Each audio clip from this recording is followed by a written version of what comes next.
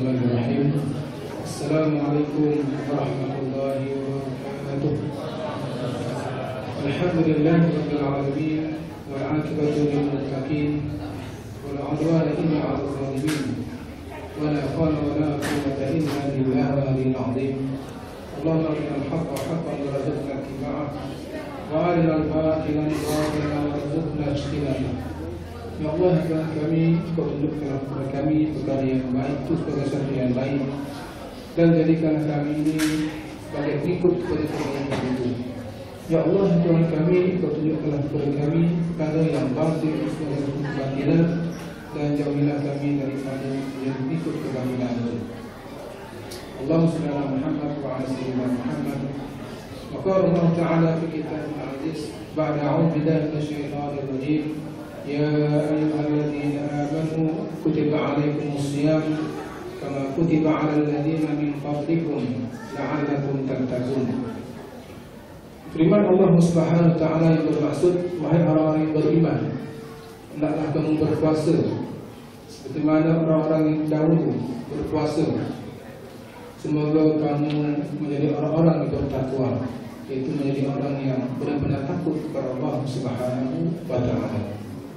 Alhamdulillah, kita bersyukur kepada Allah Subhanahu wa taala kerana masih lagi diberikan peluang dan kesempatan oleh Allah Subhanahu wa taala untuk kita berada di rumah Allah ini. Dan malam ini adalah merupakan malam yang ke-5 di dalam bulan Ramadan. Itu hari yang ke-5 dalam bulan Ramadan. Alhamdulillah. InsyaAllah kita doakan semoga dipanjangkan umur, cukuplah kita berpuasa pada tahun ini, insyaAllah. Kalau tak dipanjangkan umur, maka berpuasalah kita selama-lamanya. Betul? Ya. Kalau tak ada panjang umur dan meninggal dunia, tak ada dah usul kan? Maka berpuasa tak ada, kita berpuasalah kita selama-lamanya. Tuan-tuan dan puan-puan yang dirahmati oleh Allah Subhanahu wa taala sekalian. Jadi saya ingin menceritakan tuan sekalian dengan beberapa buah hadis, sabda Nabi sallallahu alaihi wasallam, di mana hadis ini berkaitan dengan bulan puasa. Berkaitan dengan bulan puasa. Kita biasa dengar ustaz-ustaz kita kan, tuan-tuan guru kita pentasbih yang sentiasa menyampaikan tasbihah yang menyebutkan hadis ini sebenarnya. Cuma saya nak sebut juga, kita dapat mengambil pengajaran, perhatian, di mana sabda Nabi ini, hadis Nabi ini adalah merupakan hadis Nabi yang memberikan peringatan kepada kita, memberikan peringatan kepada kita supaya kita menjaga puasa kita. Makna menjaga itulah menjaga kualiti puasa kita, menjaga kualiti puasa. Mungkin orang boleh berpuasa, tapi untuk mengekalkan kualiti puasa itu bukan semua orang boleh buat. Kualiti kita nak puasa kita, puasa yang berkualiti. Sabda Nabi Muhammad SAW yang berbunyi kan, kam min shaimin laisa lahu min saumihi ilal ju' wal atash, kama qala Rasulullah sallallahu alaihi wasallam. Sabda Nabi yang bermaksud, ramai di kalangan orang berpuasa itu tidak mendapat apa-apa daripada puasanya, melainkan mereka itu hanya mendapat apa? Lapar dan dahaga saja. Dapat lapar dan dahaga saja. Ini satu peringatan yang peringatan Nabi sallallahu alaihi wasallam kepada umat. Maknanya kat sini ada orang berpuasa kita tak dapat apa-apa. Berpuasa tak dapat apa-apa. Rugi. Ia sekadar menunaikan tanggungjawab sebagai seorang muslim atau seorang mukmin, tapi pahala puasanya kosong, tak dapat apa. Baik itulah ketika tolak daripada ini kita melihat Imam Al-Ghazali rahimahullah ta'ala anhu dalam menafsirkan dan membahaskan hadis ini, beliau telah membahagikan tahap-tahap puasa seseorang. Ya, ada 3 tahap itu kan. Biasa kita dengar kan. Yang pertama adalah puasa orang awam. Dan yang kedua adalah puasa al-khusus. Yang ketiga khususul khusus. Itu sebutan istilah lah. Ya. Jadi yang pertama itu puasa orang awam. Orang awam ni dia puasa ni hanya menahan lapar, menahan dahaga dan juga menahan kemaluan dia. Ya, daripada bersetubuh pada suami isteri. Yang lain tak dijaga. Lain tak dijaga. Ini puasa orang awam. Ya, Imam Ghazali kata puasa orang macam ni tak dapat apa-apa. Kan? Dia hanya dapat menunaikan tanggungjawab sebagai seorang muslim atau mukmin saja. Pahalanya tak ada. Yang kedua dia puasa al-khusus itu ialah orang yang berpuasa jaga mata, jaga apa ni, dia lapar, dia dahaga kan, jaga kemaluan dia. Di samping itu juga dia menjaga mata daripada pandangan-pandangan yang tidak baik, menjaga telinga daripada pendengaran-pendengaran tidak baik kan, menjaga tubuh badan dia itu menutup aurat ya, dan juga menjaga semua sekali lah kan, yang terdapat pada panca indera yang terdapat pada tubuh badan dia ya. Jadi orang yang macam ini khusus itu orang yang berpuasa disebut sebagai orang solehin. Berpuasanya orang solehin ya, mereka itu diberikan pahala oleh Allah Subhanahu wa taala. Yang terbaik dari ketiga itulah yang khusus. Itu orang yang lapar, dahaga, jaga kemaluan, jaga mata, jaga telinga, dan jaga tubuh badan dia ya. Dan masa yang sama juga dia menjaga hati dia, menjaga hati dia, jaga minda pemikiran dia ya, mengosongkan hati dia daripada perkara-perkara maksiat, menjaga minda dia, pemikiran dia berfikir benda-benda yang tak baik, dosa dan sebagainya. Inilah puasa orang-orang yang syuhada ataupun al-anbiya ya, memiliki tahap yang tinggi. Jadi mudah-mudahan kita jaga puasa kita sampai ke tahap yang ketiga itu ya. Walaupun kita ni orang biasa, mana kita mampu ya, untuk mencapai tahap puasa khusus insya-Allah ya. Tapi kita kena usaha ya, kita kena usaha. Baik, yang kedua satu hadis Nabi yang berbunyi man shoma Ramadan imanan wa ihtisaban ghufira lahu ma taqaddama min dhanbihi kama qala Rasulullah sallallahu alaihi wasallam ya. Yang bermaksud barang siapa yang berpuasa di Ramadan dengan penuh keimanan, dengan penuh keinsapan, Allah akan mengampunkan dosa-dosanya sekarang dan juga yang telah lalu. Nah, inilah keistimewaan bulan puasa. Inilah keistimewaan puasa. Kita katakan bulan maghfirah, bulan keampunan ya, di mana Allah memaafkan, mengampunkan dosa-dosa hamba kan, tapi dengan syarat tuan ya, Allah tidak simply senang nak mengampunkan. Syaratnya pertama sekali ialah berpuasa dengan penuh keimanan. Berpuasa dengan penuh keimanan maknanya kita berpuasa bukan hanya sebagai seorang muslim, tapi kita kena jaga iman kita, akidah kita, akidah Ahlussunnah wal Jamaah. Akidah Ahlussunnah wal Jamaah kan, bukan akidah Syiah, ajaran sesat dan sebagainya ya. Sebab ada orang yang Nabi sebut kan, paginya beriman, siangnya jadi kufur ya. Paginya beriman, petangnya kafir ya. Ada waktu paginya kafir, petangnya beriman. Ini yang Nabi sebut dalam sebuah hadis kan, untuk menunjukkan bahawa ada manusia yang seperti itu, ada manusia yang seperti itu ya. Badiru fitanan faqad al-ghayr muslim yusbihu ar-rajulu mu'minan wa yumsi kafiran wa yumsi mu'minan wa yusbihu kafiran yabi'u dinahu bi'ardil min ad-dunya. Rawahu Ahmad wa Rasulullah sallallahu alaihi wasallam. Nabi sebut dan sebuah hadis yang begitu jelas, dia kata apa? Bersegeralah kamu membuat kebaikan sebelum datangnya fitnah. Sebelum datangnya fitnah. Fitnah itu seperti satu hari yang gelap gulita, di mana pada ketika itu manusia waktu paginya beriman, paginya beriman, wa yumsi kafiran, petang jadi kafir Kan, waktu mesti kafir, ada waktu petang yang kafir, pagi yang beriman. Kan, mereka itu menjual agama mereka untuk mendapat habuan dunia. Macam tu. Jadi tuan-tuan kita kena hati-hati lah, kena jagalah iman kita ni. Ya, ada orang tu, kan, pagi-pagi sebelum subuh, kan, kita Allahumma hdini fi man hadait wa'afini fi man afait, kita baca doa-doa itu dah. Ya, saya sebut kita baca doa Quran itu.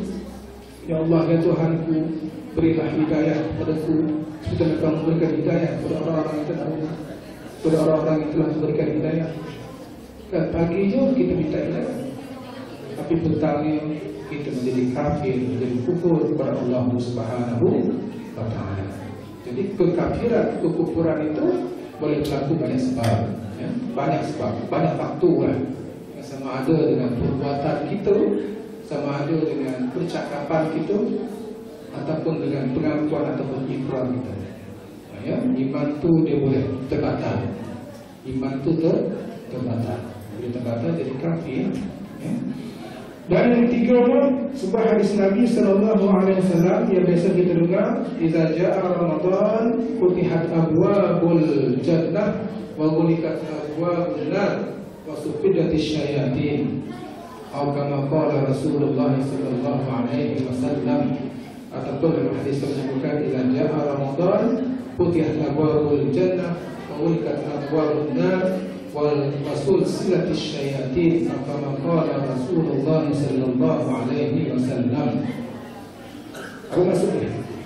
Maksudnya ialah apabila datang Ramadan, maka akan terbukalah pintu syurga dan tertutuplah pintu neraka, dan dibelenggu ataupun diikat syaitan-syaitan itu.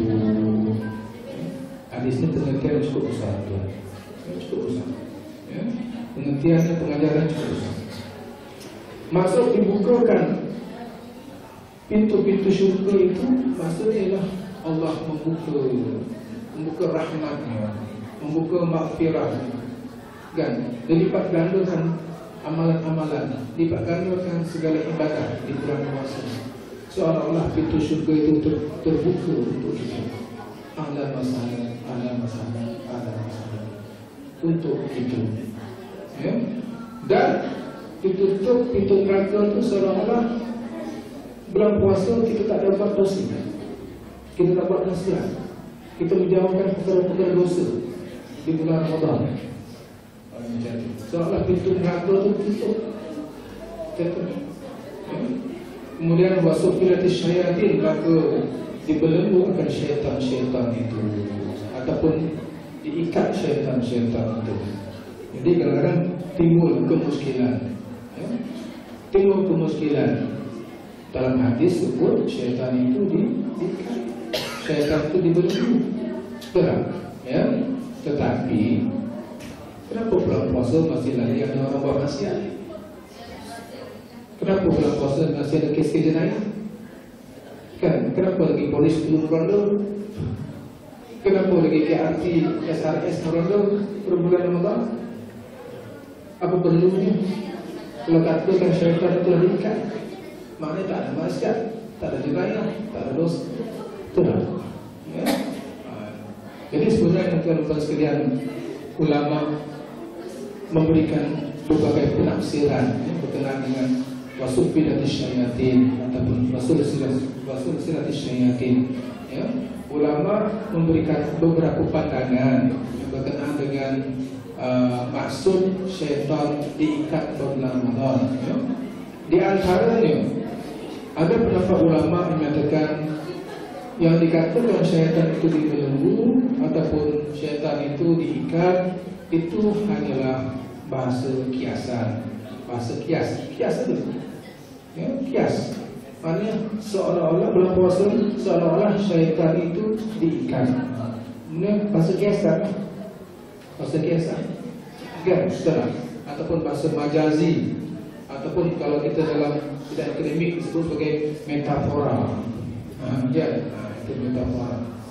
Jadi syaitan itu dibelenggu di bulan Ramadan Bagi pendapat ulama menyatakan bahawa itu adalah majazi, kiasan saja. Ya, sebenarnya syaitan itu tidak ikat. Macam tu.